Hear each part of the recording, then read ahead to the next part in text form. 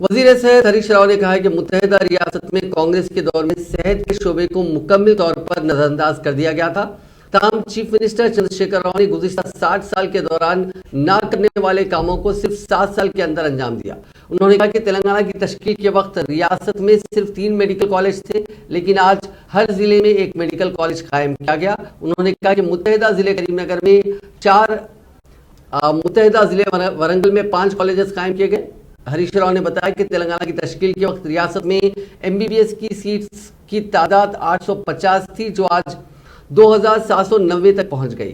Assembly में वक्फे सवालात के दौरान मुख्तलिफ अरकान की जानिब से पूछे गए सवालात का जवाब देते हुए हरीश राव ने कहा कि मरकजी हुकूमत मुल्क भर में 150 मेडिकल कॉलेज कायम कर रही है, लेकिन तेलंगाना के लिए एक भी मेडिकल कॉलेज को मंजूरी नहीं दी गई। इसके बावजूद रियासती हुकूमत खुद अपनी तरफ से मेडिकल कॉलेज का क़याम अमल में ला रही है।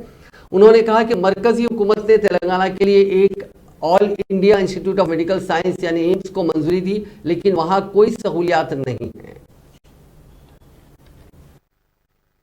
मुख्यमंत्री केसीआर गारी अध्यक्ष इंकोటి గుర్తు చేసుకోవాలి అధ్యక్ష, సమైక్య రాష్ట్రంలో 60 ఏళ్లలో తెలంగాణ ప్రాంతంలో ఏర్పాటు చేసినటువంటి ప్రభుత్వ మెడికల్ కాలేజీలు కేవలం 3 అంటే 3 అంటే 20 ఏళ్లకు ఒక కాలేజీ పెట్టింది అధ్యక్ష।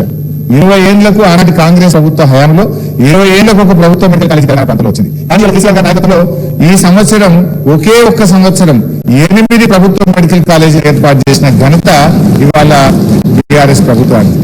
ఆనాడు 20 ఏళ్లకు ఒక కాలేజీ వస్తే ఒక సంవత్సరమే 8 ప్రభుత్వ మెడికల్ కాలేజీలు ఏర్పాటు చేసి ఒక చరిత్రను సృష్టించినటువంటి ప్రభుత్వం అధ్యక్ష ఆ రోజుల్లో పిల్లలు పాపం MBBS చదవాలంటే అవకాశం లేక ఉక్రెయిన్ కు, చైనాకు, రష్యాకు, ఫిలిప్పైన్ పోయి వ్యయ ప్రయాసాలకు లోనైపోయి ఎన్ని కష్టాలు పడుతున్న పిల్లలు।